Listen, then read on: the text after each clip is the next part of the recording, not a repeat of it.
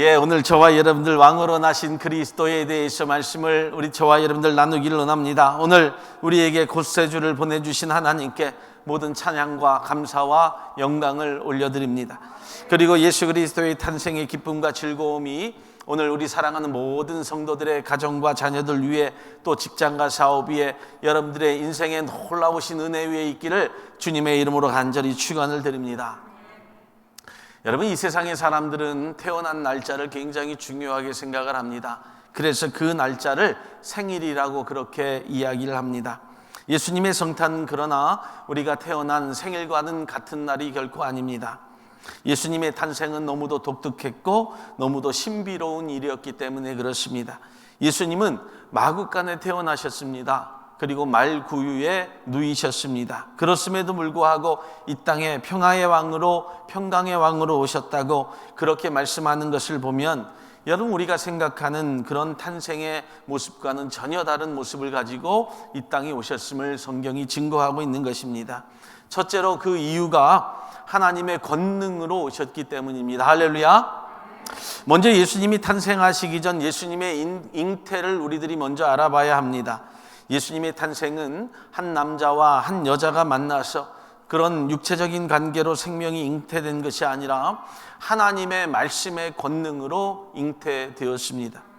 이사야 9장 6절로 7절의 말씀을 보면, 이는 한 아기가 우리에게 낳고 한 아들을 우리에게 주신 바 되었는데 그 어깨에는 정사를 메었고 그 이름은 기묘자라, 모사라, 전능하신 하나님이라, 영존하시는 아버지라, 평강의 왕이라 할 것임이라. 그 정사와 평강의 더함이 무궁하며 또 다윗의 위에 앉아서 그 나라를 굳게 세우고 자금 이후 영원토록 공평과 정의로 그것을 보존하실 것이라.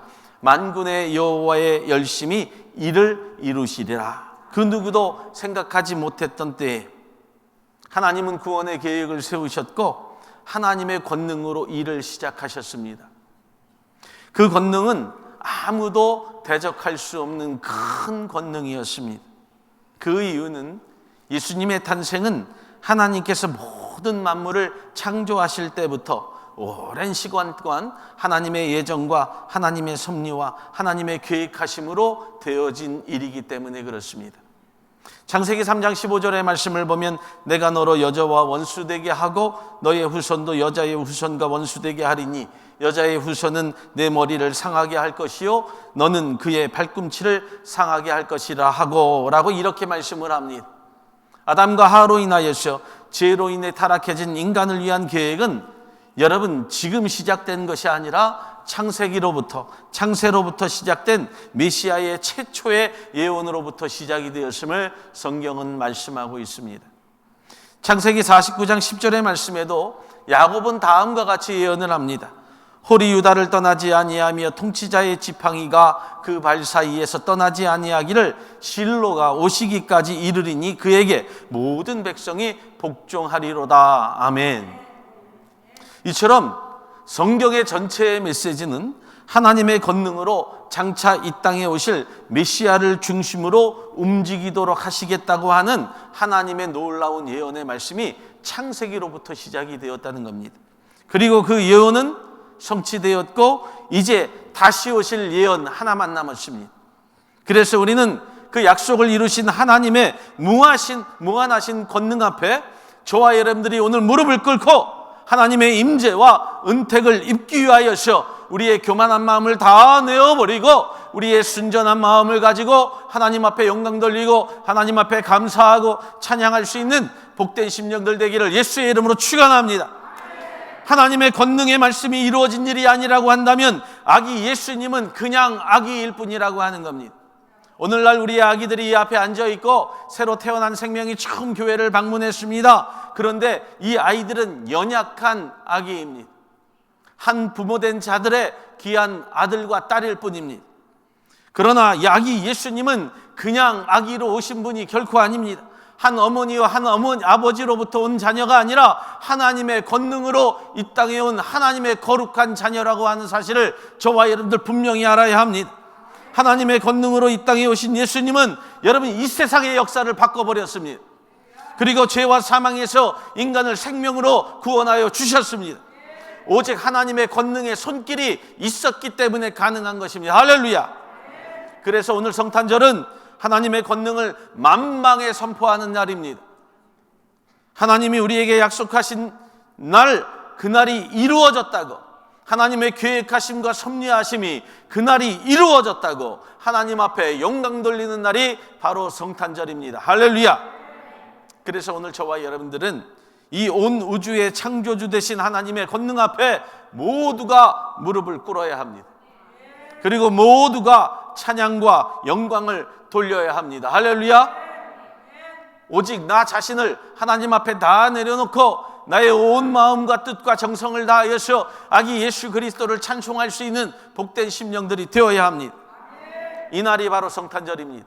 하나님의 구속의 날이 바로 성탄절이라고 하는 것을 분명히 믿기를 주님의 이름으로 간절히 축복을 드립니다. 두 번째로, 여러분, 성탄절은 구속의 절정으로 오신 예수 그리스도이기 때문에 그렇습니다. 예수님은 이 땅에 육신의 모습으로 오신 순간부터 구약의 이 구원의 역사가 시작이 된 것입니다. 예수님은 탄생하는 순간부터 구속의 절정이 이루어진 바로 놀라운 사건이 바로 성탄이기 때문에 그렇습니다.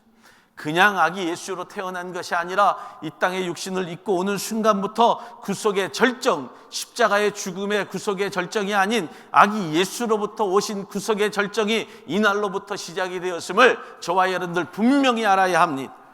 요한복음 1장 14절의 말씀을 보면 말씀이 육신이 되어 우리 가운데 거하심에 우리가 그 영광을 보니 아버지 독생자의 영광이요 은혜와 진리가 충만하더라 라고 성경이 증거를 합니다. 아기 예수를 보내시는 순간 하나님의 영광이 이곳에 가득합니다. 할렐루야. 우리의 찬양의 목소리를 통하여서 하나님이 영광 받으십니다. 할렐루야. 그렇기 때문에 성탄은 인류의 역사에 단 한 번만 있었던 사건입니다. 앞으로도 없을 것이고 예전에도 없은 놀라운 축복의 시간이 바로 이 순간이라고 하는 사실을 저와 여러분들 깨달아야 합니다. 죄 많던 인간, 죄 많던 우리가 새롭게 되어서 희망이 생긴 날이 바로 오늘이기 때문에 그렇습니다. 예수님이 오기 전에는 인류에게 소망이 없었습니다. 여러분, 소망 없이 살았던 죄 많은 자들입니다. 그러나 이제 다시 오실 주님을 통하여서 온 인류에게 희망이 있는 것뿐만 아니라 주님이 오신 그날 저와 여러분들은 회복되었을 믿기를 예수의 이름으로 축원합니다. 그렇기 때문에 예수 그리스도의 다시 오심을 믿는 것뿐만 아니라 이 땅에 오신 아기 예수 그리스도를 통하여서 우리의 마음에 이 성탄이 임함으로 우리의 삶이 바뀌는 놀라운 축복이 나타나야 합니다. 성경은 증거합니다. 그는 근본 하나님의 본체시나 하나님과 동등됨을 취할 것으로 여기지 아니하시고 오히려 자기를 비어 종의 형체를 가지사 사람들과 같이 되셨고 사람의 모양으로 나타나사 자기를 낮추시고 죽기까지 복종하셨으니 곧 십자가에 죽으심이라. 아멘. 십자가의 죽음만이 예수 그리스도의 사역이 아니라 예수 그리스도가 이 땅에 아기 예수로 오실 때부터 그리스도의 사역이 절정에 이르는 놀라운 축복이 되었다는 겁니다. 예수님의 탄생은 바로 십자가의 사건과 연결이 되어 있기 때문에 이날부터 구원이 시작이 되었고 우리는 그날을 믿는 순간부터 구원받는 백성이 되었음을 믿는 귀한 심령들이 되어야 합니다. 또한 예수님은 처음부터 인간의 죄를 구속하기 위하여서 하늘 영광의 보좌를 비우시고 세상에 오셨습니다. 여러분, 재미난 일들이 있습니다. 목회자가 꼭 교회를 비우면 꼭 교회 안에 일이 생깁니다. 꼭 일주일씩, 2주일씩 휴가를 간다거나 어떤 교회를 비우는 일이 생기면 교회 안에 항상 문제들이 생깁니다. 그만큼 교회 안에 리더십이 흔들리거나 중심을 잃었기 때문이라고 하는 겁니다. 왕이 자리를 비우면 항상 여우들이 틈을 탑니다. 그래서 왕의 자리를 비우고 내려왔다는 것, 여러분, 하나님으로부터 큰 결단이 있었다는 것 저와 여러분들 분명히 들어야 합니다. 분명한 결단, 중요한 결단의 상황이 왕이 자리를 비우는 것보다 더 큰 사건이 있었는데 바로 인류를 구원하기 위한 하나님의 놀라운 구원의 계획이었습니다. 어떠한 위험과 상황도 감당하겠다라고 하는 의지를 보여주신 것입니다. 하나님은 강한 결단과 그 의지를 인간을 구원하는 일에 쓰셨습니다. 할렐루야. 그 의지가 얼마나 강했는지 요한복음 3장 16절이 바로 우리 가운데 명쾌하게 증거해주고 있지 않습니까? 하나님이 세상을 이처럼 사랑하사 독생자를 주셨으니 이는 그를 믿는 자마다 멸망하지 않고 영생을 얻게 하려 하심이라. 아멘. 할렐루야. 아들을 낳으리니 이름을 예수라 하라. 이는 그가 자기 백성을 그들의 죄에서 구원할 자이심이라. 아멘. 저와 여러분들이 예수의 이름을 믿는 순간 이 땅에 오신 아기 예수 그리스도로 나를 통하여 구원함을 받는 믿음의 심령들 되기를 예수의 이름으로 축복합니다. 그래서 우리가 오늘 성탄절을 맞이하고 예배하는 것은 어린아이의 생일 파티에 여러분들을 초대하는 것이 결코 아닙니다. 우리의 죄를 속량하기 위하여 세상에 오신 아기 예수 그리스도를 바라보면서 하나님이 인간을 향한 그 사랑이 얼마나 놀라운 구속의 은혜였는지를 너희들이 보고 하나님 앞에 감사함으로 엎드리라는 겁니다. 이런 마음으로 예배하고 이런 마음으로 찬양하라는 겁니다. 다시 말씀을 드립니다. 하나님의 구원의 사건은 십자가 사건에서 시작된 것이 아니라 하나님이 태초에 천지를 창조하실 때부터 시작된 사건이었고 구속의 절정은 육신의 모습을 입고 이 땅에 오신 순간부터 시작이 되었습니다. 할렐루야. 이 구속의 예수 그리스도를 믿는 믿음이 오늘 저와 여러분들 가운데 필요하다는 겁니다. 많은 사람들은 이 사실을 모릅니다. 교회를 다니고 있으면서도 그냥 십자가의 사건만 기억하지만 그렇지 않다는 겁니다. 예수 그리스도가 이 땅에 육신의 모습을 입고 오는 순간 우리는 구원받은 존재가 된 것입니다. 할렐루야. 그렇기 때문에 저와 여러분들 예수 그리스도를 믿는 믿음, 바로 성탄으로부터 시작되기를 주님의 이름으로 간절히 축복을 드립니다. 세 번째로 초자연적이고 겸손한 분으로 오셨음을 저와 여러분들 믿기를 예수의 이름으로 축복합니다. 예수 그리스도의 탄생은 여러분 사람이 생각할 수 없는 아주 초자연적인 역사였고 사건이었습니다. 요한복음 1장 18절의 말씀을 보면 본래 하나님을 본 사람이 없으되 아버지 품속에 있는 독생하신 하나님이 나타내셨느니라 라고 이렇게 성경이 말씀을 합니다. 그래서 오죽했으면 예수 그리스도도 나를 본 자가 아버지를 보았다고 이야기하지 않습니까? 하나님을 본 자는 죽습니다. 그런데 초자연적인 사건으로 예수 그리스도를 저와 여러분들이 볼 수 있는 놀라운 축복이 생겼다는 겁니다. 할렐루야. 요셉은 마리아의 갑작스러운 그 임신 소식에 당황을 합니다. 그리고 배신감을 느껴서 파혼을 하고자 했습니다. 당연히 약혼자의 마음입니다. 이 요셉의 마음을 뭐라 할 수 없습니다. 당연한 마음이기 때문에 그렇습니다. 요셉을 향해서 속 좁은 남자라고 그렇게 이야기하지 마십시오. 세상의 사람들 우리라도 당연히 그럴 수 있습니다. 그런데 마리아의 잉태는 초자연적이었고 하나님은 요셉의 마음을 돌이켜서 이 초자연적인 역사를 믿도록 하게 하셨다는 겁니다. 여러분, 만약 오해하고 있던 요셉에게 제가 가서 아무리 그 잉태에 대해서 여러분 얘기했다고 한다면 요셉이 믿었을까요? 오히려 제가 의심받고 실컷 두드려 맞고 오지 않았을까 생각을 합니다. 예수님의 잉태는 여러분 인간의 생각으로 생각되는 사건이 결코 아닙니다. 마리아의 초자연적인 잉태를 우리의 생각으로 이해하려고 하지 마십시오. 신앙이라고 하는 것, 믿음이라고 하는 것은 내 생각을 가지고 믿는 것이 결코 아니라 하나님의 말씀을 그대로 믿는 겁니다. 하나님의 말씀은 살아있고 운동력이 있어서 나를 통하여 깨닫게 하시고 그 말씀을 통하여서 나에게 은혜 주심으로 말미암아 모든 것을 받아들이는 놀라운 역사가 있게 하는 것이 하나님의 권능의 말씀입니다. 그렇기 때문에 예수님의 성령의 잉태는 이해하려고 하면 안 됩니다. 이해하려고 하면 절대로 이해되지 않습니다. 여러분, 이 사건은 하나님의 초자연적인 사실을 그대로 믿어야 합니다. 하나님이 나를 위하여 예수 그리스도를 하나님의 권능의 말씀으로 잉태하게 하시고 나를 통하여 보내주셨다는 사실을 그대로 믿을 때에 그것이 은혜가 되는 겁니다. 여러분들 때로는 우리가 신앙생활을 하고 믿음의 삶을 살 때 하나님의 교회를 이해하려고 하지 마십시오. 그대로 받아들이십시오. 하나님의 교회가 나에게 있음으로 말미암아 그대로 믿음으로 받는 복된 성도들이 되라는 겁니다. 내 생각으로 판단하고 내 생각대로 이해하려고 하면 그건 내 생각이지 하나님의 생각이 아니기 때문에 그렇습니다. 요셉의 생각은 요셉의 생각이었지 하나님의 생각이 아니었습니다. 그러나 하나님의 생각이 그에게 들어감으로 말미암아 초자연적인 역사를 그대로 믿게 되었고 이 아기를 예수라 하라 하였으니 그대로 하게 되었다는 겁니다. 할렐루야. 오늘 우리 성령의 자녀들이 예수 그리스도의 이름으로 세례받고 예수 그리스도의 이름으로 축복받을 때에 하나님의 말씀으로 그대로 키우기를 예수의 이름으로 축복합니다. 이미 창세기에 이런 사실들을 예언하시고 보여주셨다는 겁니다. 아브라함과 사라 사이에 인간의 힘으로는 불가능한 임신과 출산이 하나님의 초자연적인 섭리를 그대로 말씀해 주고 있습니다. 막대기와 같이 마른 나무와 같이 늙은 부부에게 이삭을 출생하게 하신 것은 하나님의 메시아의 출생을 예고한 놀라운 초자연적인 사건을 예언하고 있었던 것입니다.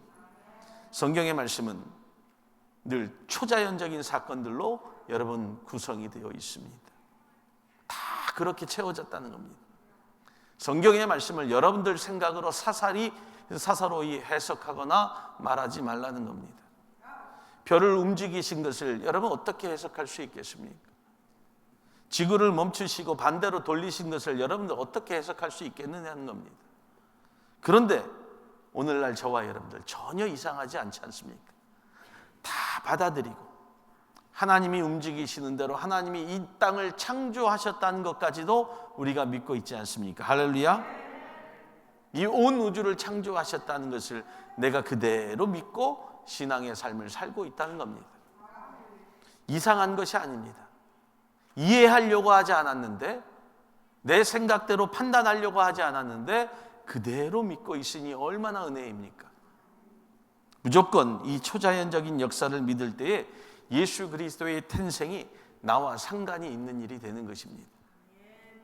이 진리를 믿을 때만이 예수님의 탄생이 이 심령 속에 나에게 놀라운 메시지로 다가오는 것이고 나를 깨닫게 하시고 새롭게 하게 하신다는 겁니다.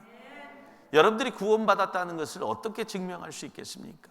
바로 이 땅에 예수 그리스도가 오셨다는 것을 믿을 때에 구원받게 된 것을 내가 믿고 있는 것입니다. 유대인의 왕으로 나신 이가 어디 계시느뇨? 우리가 동방에서 그의 별을 보고 그에게 경배하러 왔노라. 저와 여러분들 동방 박사들의 마음처럼 그들의 발걸음이 별을 따라 인도함을 받았듯이 우리도 예수 그리스도의 은혜로 말미암아 인도함을 받고 하나님의 성전에서 그를 경배하러 오지 않았습니까? 예수 그리스도는 왕이십니다. 할렐루야. 이 땅을 다스리실 분이요 만유의 주재자이시요 이 땅을 다스리시는 놀라운 축복의 왕입니다. 그는 예언대로 유다 지파의 뿌리에 다윗의 혈통왕으로 이 땅에 오셨습니다. 이는 성경의 마태복음 1장 1절의 말씀처럼 이렇게 증거합니다. 아브라함과 다윗의 자손 예수 그리스도의 계보라. 아멘. 역사적 사실로 그대로 이루어지고 있다는 겁니다. 그런데 여러분, 왕으로 오신 예수 그리스도가 겸손하기까지 합니다. 그 왕은 왕이로되 군림하는 왕이 아니라 평화와 겸손의 왕으로 세상에 오셨습니다. 그가 나신 곳은 마국간의 말구유였다는 겁니다. 오늘날 저와 여러분들이 하나님의 교회의 성전에서 하나님을 믿는 믿음의 심령들이 될 때 제발 부탁을 드립니다. 겸손하십시오. 예수를 믿는다는 것 자랑할 수 있지만 예수 그리스도 앞에서는 겸손해야 됩니다. 내 삶에 자랑할 것이 아무것도 없다는 겁니다. 예수는 왕이었지만 겸손하셨습니다. 왕이신 예수를 만나기 위해 우리 가운데 까다로운 절차도 없었습니다. 왕이신 예수를 만나기 위하여서 저와 여러분들 문턱도 없었습니다. 그러나 한 가지가 필요하다는 겁니다. 우리도 겸손해야 합니다. 당신이 겸손하니 우리도 겸손하라는 겁니다. 말구유를 찾는 낮은 마음도 필요할 것이고 당신의 사랑하는 주의 백성들을 위하여 기도하는 중보의 마음도 필요하다는 겁니다. 바로 초자연적인 하나님 앞에서 이루어지는 우리의 신앙의 표적인 겸손함을 늘 가지고 살라고 성경이 말씀하는 겁니다. 그런데 여러분, 사람들은요 뭔가 착각을 합니다. 자기가 뭔가 되는 줄 알고 착각을 하면서 살고 있다는 겁니다. 언제든지 교회는 열려 있고 누구든지 하나님의 성전에 찾아와서 주님을 만날 수 있음에도 불구하고, 그런데 사람들은 나를 찾아와 줘야 하고 나에게 관심을 가져야 나온다고 합니다. 참 미련한 생각과 행동이라는 겁니다. 주님 앞에 나올 때에 억지로 끌고 나와서 이런 예수를 믿어라 한다고 해서 믿겠느냐는 겁니다. 이해가 되겠습니까? 창세기의 사건들이, 성탄절의 사건들이, 십자가의 사건들이 믿어지겠느냐는 겁니다. 주님도 그런 분들에게는 관심을 주지 않았다는 겁니다. 성경을 보면 누가복음 2장 11절로 12절의 말씀에 오늘날 다윗의 동네에 너희를 위하여 구주가 나셨으니 곧 그리스도 주시니라. 너희가 가서 강보에 쌓여 구유에 누인 아기를 보리니 이것이 너희에게 표적이니라 하더라 라고 말씀을 합니다. 보라는 겁니다. 자, 가봐라. 왕이신 그리스도 예수가 그저 강보에 쌓여 있지만 그것조차도 너희에게 표적이라는 겁니다.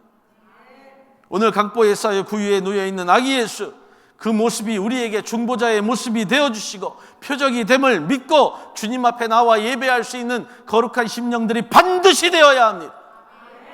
동방의 박사들도 오라 하지 않았습니다. 하늘에 떠 있는 별을 보고 깨닫게 되니 그 별을 쫓아가는 역사가 일어나게 된 것입니다.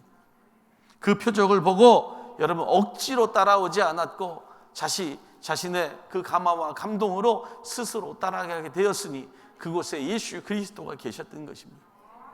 오늘 우리 겸손함을 가지고 살아갑시다. 무조건적으로 그리스도의 말씀 앞에 순종하다 보면 동방 박사들이 예수를 만난 것처럼 저와 여러분들도 예수 그리스도를 만날 수 있게 됩니다. 사랑하는 저와 여러분들, 오늘 거룩하고 복된 성탄입니다. 무엇을 위해서 교회를 오셨습니까?